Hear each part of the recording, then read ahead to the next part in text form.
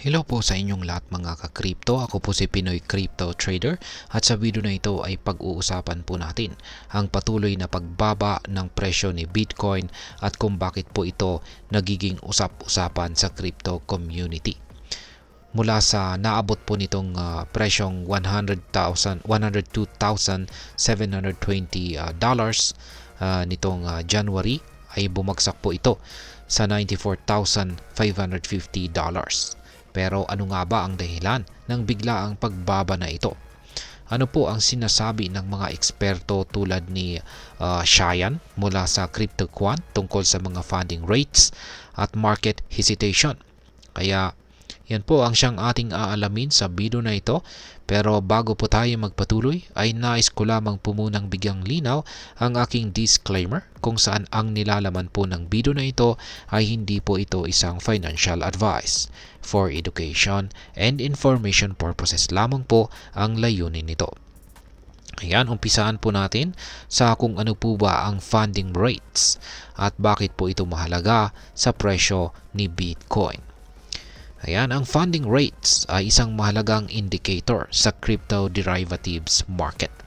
Sa simpleng paliwanag, ito po ang nagpapakita kung gaano kalaki ang demand para sa Bitcoin futures o derivatives. Kapag mataas po ang funding rates, ibig sabihin malakas ang demand at may suporta ang pagtaas ng presyo. Pero kapag mababa naman po ang funding rates, nangangahulugang ito po ay kulang ng kumpiyansa mula sa mga traders. Ayon po kay Cheyenne, bagamat nagkaroon ng malaking rally si Bitcoin, kapansin-pansin po ang mababang funding rates sa unang bahagi po nito. Tumataas lamang ito ng nasa kalagitnaan na ito po ay tumataas lamang kung saan ay nasa kalagitnaan na ng rally.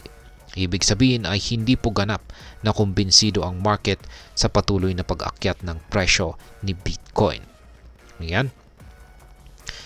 Ngayon ay paano naman po nakakaapekto ang market hesitation sa presyo ni Bitcoin? Nagkaroon po ng market hesitation o pag-aalinlangan sa bahagi ng mga traders.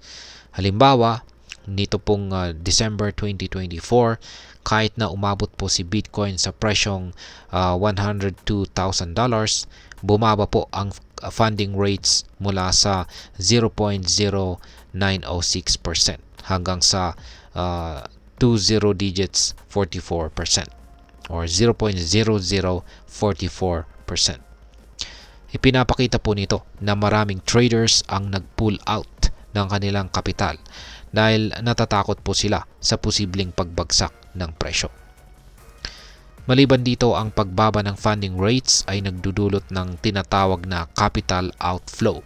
Ibig sabihin ay mas kaunti ang pera na pumapasok sa derivatives market, kaya't nababawasan po ang suporta para sa bullish momentum ni Bitcoin. Sa madaling salita, ang kakulangan ng kumpiyansa ng mga leverage traders ay nagiging dahilan para maging mas vulnerable si Bitcoin sa pagbagsak ng presyo. Ngayon ay ano naman po ang posibleng mangyari kung bumaba ang presyo ni Bitcoin sa $90,000 or $90,000.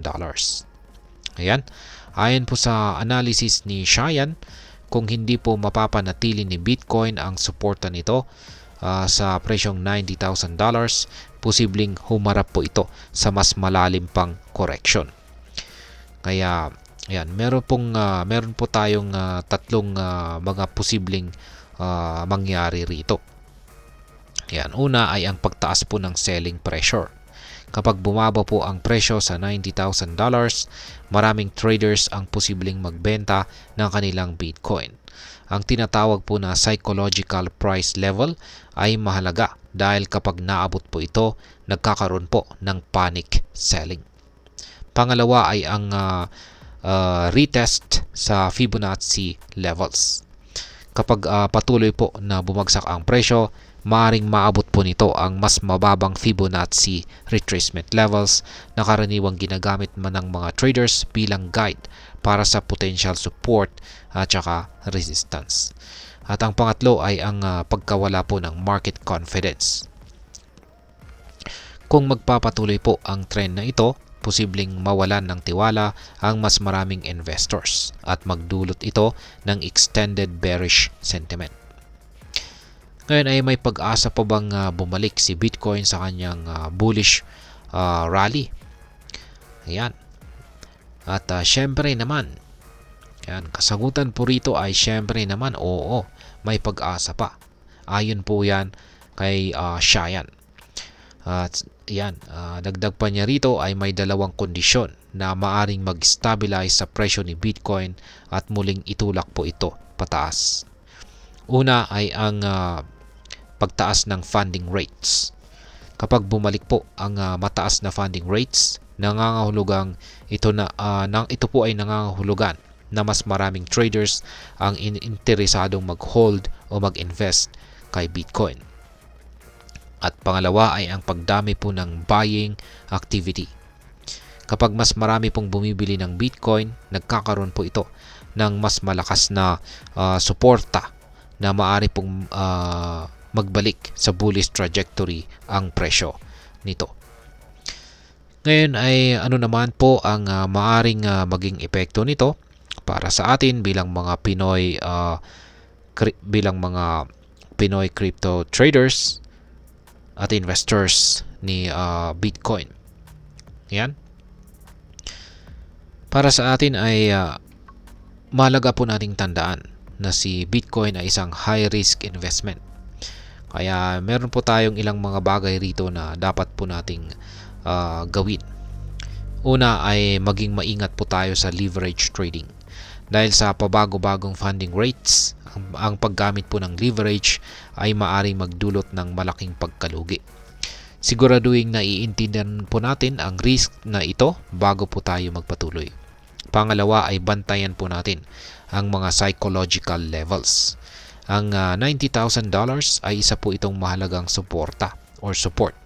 Kapag bumaba po dito ang presyo ni Bitcoin, posibleng may kasunod pang correction. Kaya mag-ingat po sa panic selling at wag pong basta-basta sumabay sa takbo ng market. At ang pangatlo ay gumamit po ng diversification. Wag po nating ilagay ang lahat ng ating kapital kay Bitcoin. Mag-invest din po tayo sa ibang cryptocurrencies o assets para mabawasan ang ating risk. At ngayon ay ano naman po ang aking masasabi tungkol dito. Ang sitwasyon ni Bitcoin ngayon ay nagpapakita po ng kahalagahan ng tamang kaalaman at disiplina sa pag-i-invest. Bagamat may mga negatibong sinyales tulad po ng pagbaba ng funding rates at market hesitation, hindi ibig sabihin po nito na tapos na ang laro para kay Bitcoin. Sa halip, ito'y paalala na ang crypto market ay laging volatile at kailangang maging maingat. Lagi pong tandaan na ang pag-invest ay hindi lamang po tungkol sa potensyal na kita, kundi pati na rin sa kakayahang mag-manage ng risk. At ayan, hanggang dito na lamang po tayo sa video na ito mga ka-crypto. Sana po ay inyong nagustuhan ang aking paliwanag sa video na ito. Kung inyo po itong nagustuhan, pakiclick lamang po ang like button nito. Marami pong salamat sa panonood. Ingat po tayo lagi at God bless po sa ating lahat.